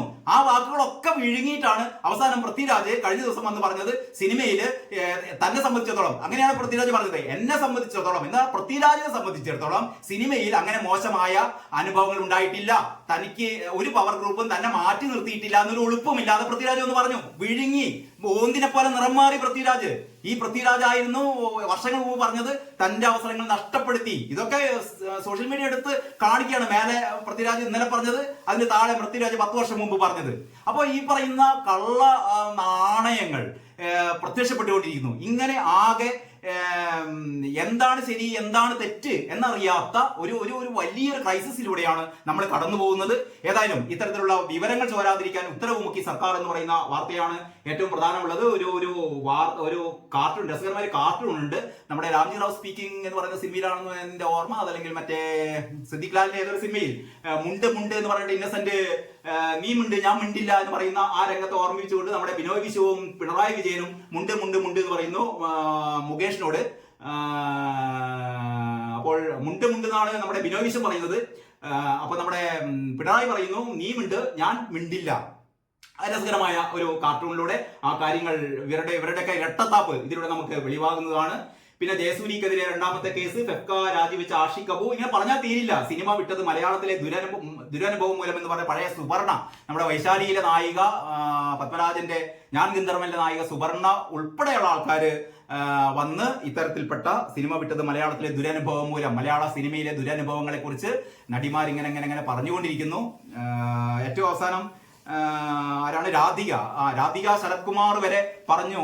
അത് ഇന്നത്തെ പത്രത്തിൽ ഞാൻ കണ്ടില്ല, രാവിലെ തന്നെ നമ്മുടെ TV ചാനലുകളിൽ ഓൺലൈൻ മാധ്യമങ്ങളിലൊക്കെ വന്നതാണ്. രാധികയുടെ പ്രശസ്ത നടിയാണല്ലോ രാധിക, ഇപ്പോഴും തമിഴിലാണ്. അവർ രാഷ്ട്രീയ രംഗത്തൊക്കെ പ്രശസ്തയാണ്. അവർ ആദ്യം പറഞ്ഞതെന്ന് വെച്ചാൽ ഈ നടിമാർക്ക് കാരവൻ സംഘടിപ്പിച്ചു കൊടുക്കാറുണ്ട്, കാരവനിലെ ഒളിക്യാമറകൾ വെക്കാറുണ്ട്, നായികമാരുടെ ലൈംഗിക ദൃശ്യങ്ങൾ, ഇവരുടെ നഗ്ന ദൃശ്യങ്ങളൊക്കെ ഈ ഒളിക്യാമറയിൽ എടുത്തിട്ട് ഈ പറയുന്ന നായക നടന്മാർ രഹസ്യമായി കാണുന്ന ഏർപ്പാട് പണ്ട് മുതലേ മലയാള സിനിമയിൽ ഉണ്ട് തുടങ്ങിയ കാര്യങ്ങൾ പറഞ്ഞാലും തീരാത്ത ഇത്തരത്തിൽപ്പെട്ട ലൈംഗിക കഥകളാണ് വന്നുകൊണ്ടിരിക്കുന്നത്. മലയാള മനോരമയുടെ ഉൾപേജിലും അതൊക്കെ തന്നെയാണ്. ഏതായാലും പറഞ്ഞ് അവസാനിപ്പിക്കാമെന്ന് വെച്ചാൽ അവസാനിപ്പിക്കാൻ പറ്റില്ല, അതുകൊണ്ട് തൽക്കാലം നിർത്തുകയാണ്. ഇതൊക്കെയാണ് ഇന്നത്തെ മലയാള മനോരമയിലെ വിശേഷങ്ങൾ. എല്ലാവർക്കും നന്ദി, നമസ്കാരം. നമുക്ക് അടുത്ത് തന്നെ മറ്റു പത്രം, അതായത് മാതൃഭൂമിയിലേക്ക് കടക്കാം. അതുവരെ എല്ലാവർക്കും നന്ദി, നമസ്കാരം.